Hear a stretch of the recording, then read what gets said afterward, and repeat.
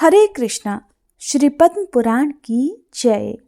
उम्मीद है आपने इससे पहले का अध्याय सुना होगा जिसमें भरत जी जब भगवान श्री राम जी के जाने के बाद नंदीग्राम में जा बसे थे तब उनकी उस अवस्था का वर्णन किया गया है। श्री राम जी के आने का संदेश हनुमान जी से पाकर भरत जी ने जो कुछ भी किया उसके बारे में यदि आप जानना चाहते हो तो आप इससे पहले का अध्याय जरूर सुन लीजिएगा। अब सुनिए आगे का वृतांत।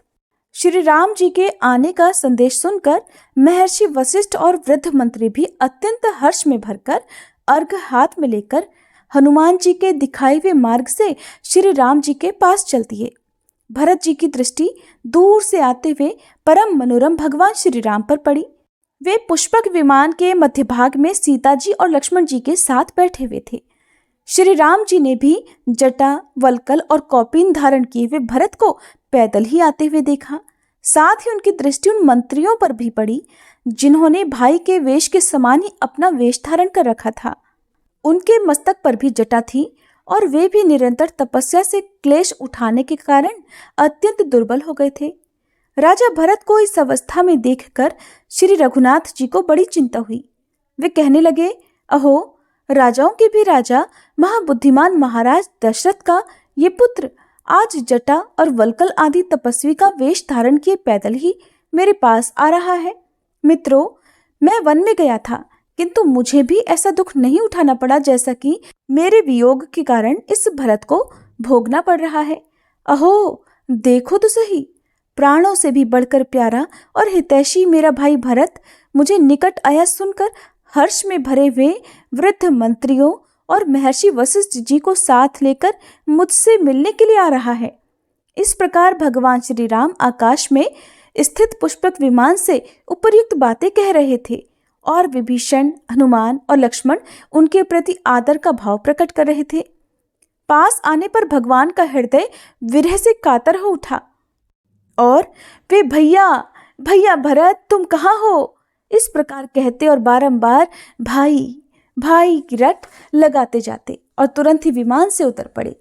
सहायकों सहित श्री राम जी को भूमि पर उतरे देख भरत जी हर्ष के साथ आंसू बहाते हुए उनके सामने दंड की तरह धरती पर पड़ गए। श्री रघुनाथ जी ने उन्हें दंड की तरह धरती पर पड़ा हुआ देखकर हर्षपूर्ण दृष्टि से देखते हुए अपनी दोनों भुजाओं से उठाकर अपने हृदय से लगा लिया। आरंभ में श्री रामचंद्र जी के बारंबार उठाने पर भी भरत जी नहीं उठे, बल्कि अपने दोनों हाथों से भगवान के चरण पकड़कर फूट फूट कर रोते रहे। फिर भरत जी ने कहा, महाबाहु भगवान श्री राम, मैं दुष्ट, दुराचारी और पापी हूँ, मुझ पर कृपा कीजिए। आप तो दया के सागर हैं, अपनी दया से ही मुझे अनुग्रहित कर दीजिए। भगवान, जिन्हें सीता जी के कोमल हाथों का स्पर्श भी कठोर लगता था, आपके उन्हीं चरणों को मेरे कारण वन में भटकना पड़ा। ऐसा कहकर भरत जी ने दीन भाव से आंसू बहाते हुए बारंबार श्री रघुनाथ जी के चरणों का आलिंगन किया और हर्ष से विह्वल होकर उनके सामने हाथ जोड़ खड़े रह गए। करुणा सागर श्री रघुनाथ जी ने अपने छोटे भाई को गले लगाकर प्रधानमंत्रियों को भी प्रणाम किया और सबसे आदर पूर्वक कुशल समाचार पूछा। इसके बाद भाई भरत के साथ वे पुष्पक विमान पर जा बैठे। वहां भरत जी ने अपनी भाभी पतिव्रता सीता जी को देखा, जो अत्रि की पत्नी अनुसुईया और अगस्त्य जी की पत्नी लोपामुद्रा की तरह लग रही थी। पतिव्रता जनक किशोरी का दर्शन करके भरत जी ने उन्हें सम्मान पूर्वक प्रणाम किया और कहा, माँ, मैं महामूर्ख हूँ, मेरे द्वारा अपराध जो हो गया है उसे क्षमा कर दीजिएगा, क्योंकि आप जैसी पतिव्रताएं सबका भला करने वाली ही होती हैं। परम सौभाग्यवती जनक किशोरी ने भी अपने देवर भरत जी की ओर आदरपूर्ण नजर डालकर उन्हें आशीर्वाद दिया और उनका कुशल मंगल पूछा। उस श्रेष्ठ विमान पर आरूढ़ होकर सब के सब आकाश में आ गए। फिर एक ही क्षण में श्री राम जी ने देखा कि पिता की राजधानी अयोध्या अब बिल्कुल अपने निकट है। शेष जी कहते हैं, अपनी राजधानी को देखकर भगवान श्री राम को बड़ी प्रसन्नता हुई। इधर भरत ने अपने मित्र और सचिव सुमुख को नागरिक उत्सव का प्रबंध करने के लिए नगर के भीतर भेजा। भरत जी बोले, नगर के सब लोग जल्दी ही श्री रघुनाथ जी के आगमन का उत्सव आरंभ करें, घर घर में सजावट की जाए, सड़कें झाड़ बुहार कर साफ कर दी जाए और उन पर चंदन मिश्रित जल का छिड़काव करके उनके ऊपर फूल बिछा दिए जाएं। हर एक घर के आंगन में नाना प्रकार की ध्वजाएं फहराई जाएं। प्रकाश का प्रबंध हो और सर्वतोभद्र आदि चित्र अंकित किए जाएं। श्री राम जी का आगमन सुनकर हर्ष में भरे हुए लोग मेरे कहे अनुसार नगर की शोभा बढ़ाने वाली तरह तरह की रचना करें। शेष जी कहते हैं, भरत जी के ये वचन सुनकर मंत्रवेत्ताओं में श्रेष्ठ सुमुख ने अयोध्यापुरी को अनेक प्रकार की सजावट और तोरणों से सुशोभित करने के लिए उसके भीतर प्रवेश किया। नगर में जाकर उसने सब लोगों में श्री राम जी के आगमन महोत्सव की घोषणा करा दी। लोगों ने जब सुना कि श्री रघुनाथ जी अयोध्यापुरी के निकट आ गए हैं, तब तो उन सबको बहुत प्रसन्नता हुई, क्योंकि वे पहले भगवान के विरह से दुखी होकर अपने सुख भोग का परित्याग कर चुके थे। वैदिक ज्ञान से संपन्न पवित्र ब्राह्मण हाथों में कुश लिए धोती और चादर से सुसज्जित होकर श्री राम जी के पास गए। जिन्होंने संग्राम भूमि में अनेकों वीरों पर विजय पाई थी, वे धनुष बाण धारण करने वाले श्रेष्ठ और सूरमा क्षत्रिय भी उनके समीप गए। धन धान्य से समृद्ध वैश्य भी सुंदर वस्त्र पहनकर महाराज श्री राम के निकट उपस्थित हुए।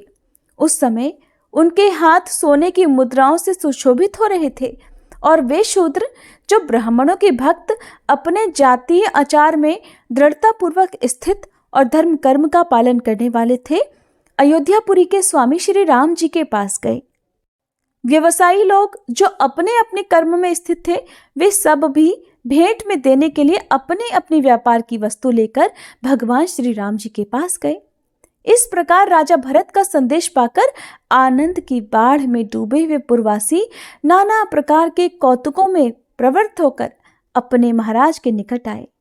इसके बाद श्री राम जी ने भी अपने अपने विमान पर बैठे हुए संपूर्ण देवताओं से घिरकर मनोहर रचना से सुशोभित अयोध्यापुरी में प्रवेश किया। आकाश मार्ग से विचरण करने वाले वानर भी उछलते कूदते हुए श्री रघुनाथ जी के पीछे पीछे उस उत्तम नगर में गए। उस समय उन सब की अलग अलग बहुत ही सुंदर शोभा हो रही थी। कुछ दूर जाकर श्री रामचंद्र जी पुष्पक विमान से उतर गए और जल्दी ही श्री सीता जी के साथ पालकी पर सवार हुए। उस समय वे अपने सहायक परिवार द्वारा चारों ओर से घिरे हुए थे। जोर जोर से बजाए जाते हुए वीणा, पणव और भेरी आदि बाजों के द्वारा उनकी बड़ी शोभा हो रही थी। सूत, मागध और वंदीजन उनकी स्तुति कर रहे थे। सब लोग कहते थे, रघुनंदन आपकी जय हो, सूर्य कुल भूषण श्री राम आपकी जय हो, देव दशरथ नंदन आपकी जय हो, जगत के स्वामी श्री रघुनाथ जी आपकी जय हो। इस प्रकार हर्ष में भरे हुए पुरवासियों की कल्याणमयी बातें भगवान को सुनाई दे रही थी। उनके दर्शन से सब लोगों के शरीर में रोमांच आया, जिससे वे बड़ी शोभा पा रहे थे। फिर आगे बढ़कर भगवान की सवारी गली और चौराहों से सुशोभित नगर के प्रधान मार्ग पर जा पहुंची, जहां चंदन मिश्रित जल का छिड़काव हुआ था और सुंदर फूल और पल्लव बिछे हुए थे। उस समय नगर की कुछ स्त्रियां खिड़की के सामने की छज्जों का सहारा लेकर भगवान की मनोहर छवि निहारती हुई आपस में कहने लगी। पुरवासिनी स्त्रियां बोली, सखियों, वनवासिनी भीलों की कन्याएं भी धन्य हो गईं, जिन्होंने अपने नील कमल के समान लोचनों द्वारा श्री राम जी के मुखारविंद का मकरंद पान किया है। अपने सौभाग्य से इन कन्याओं ने महान अभ्युदय प्राप्त किया है। अरे, वीरोचित तेज से युक्त श्री रघुनाथ जी के मुख की ओर तो देखो, जो कमल की सुषमा को लज्जित करने वाले सुंदर नेत्रों से सुशोभित हो रहा है। उसे देखकर धन्य हो जाओगी। अहो, ब्रह्मा आदि देवता भी जिनका दर्शन नहीं कर पाते, वे ही आज हमारी आंखों के सामने हैं। अवश्य ही हम लोग अत्यंत बड़भागिनी हैं। देखो, इनके मुख पर कैसी सुंदर मुस्कान है। मस्तक पर किरीट शोभा पा रहा है। ये लाल लाल ओठ बंदूक पुष्प की अरुण प्रभा को अपनी शोभा से तिरस्कृत कर रहे हैं और इनकी ऊंची नासिका मनोहर लग रही है। इस प्रकार अधिक प्रेम के कारण इस प्रकार की बातें कहने वाली अवधपुरी की रमणियां भगवान के दर्शन कर प्रसन्न होने लगी।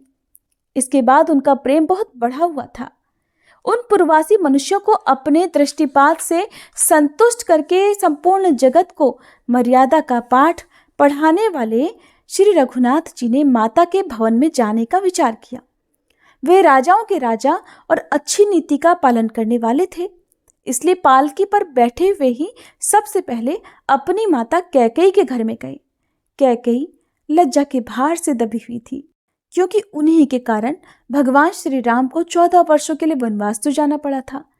इसलिए श्री राम जी को सामने देखकर भी वो कुछ नहीं बोली, बारंबार गहरी चिंता में डूबने लगी। सूर्यवंश की पताका फहराने वाले श्री राम ने माता को लज्जित देखकर उसे विनययुक्त वचनों द्वारा सांत्वना देते हुए कहा। श्री राम बोले, माँ, मैंने वन में जाकर तुम्हारी आज्ञा का पूर्ण रूप से पालन किया है। अब बताओ, तुम्हारी आज्ञा से इस समय मैं कौन सा काम करूं? श्री राम जी की ये बात सुनकर भी कैकेयी अपने मुंह को ऊपर नहीं उठा पाई। मुंह नीचे किए ही वो धीरे धीरे इस प्रकार बोली, बेटा राम, तुम निष्पाप हो, अब तुम अपने महल में जाओ। माता का ये वचन सुनकर कृपा निधान श्री रामचंद्र जी ने भी उन्हें नमस्कार किया और वहां से वे सुमित्रा जी के भवन में गए। सुमित्रा जी का हृदय बड़ा उदार था। उन्होंने अपने पुत्र लक्ष्मण सहित श्री राम जी को उपस्थित देख आशीर्वाद देते हुए कहा, बेटा, तुम चिरंजीवी हो। श्री राम जी ने भी माता सुमित्रा के चरणों में प्रणाम करके बारंबार प्रसन्नता प्रकट करते हुए कहा, माँ, लक्ष्मण जैसे पुत्र रत्न को जन्म देने के कारण आप रत्न गर्भा हो। बुद्धिमान लक्ष्मण ने जिस प्रकार हमारी सेवा की है, जिस तरह इन्होंने मेरे कष्टों को दूर किया है, वैसा काम और कभी किसी ने नहीं किया। रावण ने सीता को हर लिया, इसके बाद मैंने पुनः जो इन्हें प्राप्त किया है वो सब तुम लक्ष्मण का ही पराक्रम समझो। ऐसा कहकर और सुमित्रा जी के दिए हुए आशीर्वाद को शिरोधार्य करके वे देवताओं के साथ अपनी माता कौशल्या के महल में गए। माता को अपने दर्शन के लिए उत्कंठित और हर्षमगन देखकर भगवान श्री राम तुरंत ही पालकी से उतर पड़े और निकट पहुंचकर उन्होंने माता के चरणों को पकड़ लिया। माता कौशल्या का हृदय अपने पुत्र का मुंह देखने के लिए उत्कंठा से विह्वल हो रहा था। उन्होंने अपने राम को बारंबार अपनी छाती से लगाया और बहुत प्रसन्न हुई। उनके शरीर में रोमांच हो आया, वाणी गदगद हो गई और नेत्रों से आनंद के आंसू बहकर उनके चरणों को भिगोने लगे। विनयशील श्री रघुनाथ जी ने देखा कि माता अत्यंत दुर्बल हो गई हैं। मुझे देखकर ही इन्हें कुछ कुछ हर्ष हुआ है। उनकी इस अवस्था पर नजर डाल के उन्होंने कहा। श्री राम जी बोले, माँ, मैंने बहुत दिनों तक आपके चरणों की सेवा नहीं की है। निश्चय ही मैं बड़ा भाग्यहीन हूँ। आप मेरे इस अपराध को क्षमा कर देना। जो पुत्र अपने माता पिता की सेवा के लिए उत्सुक नहीं रहते, उन्हें रजवीर से उत्पन्न हुआ कीड़ा ही समझना चाहिए। माँ, मैं क्या करूं?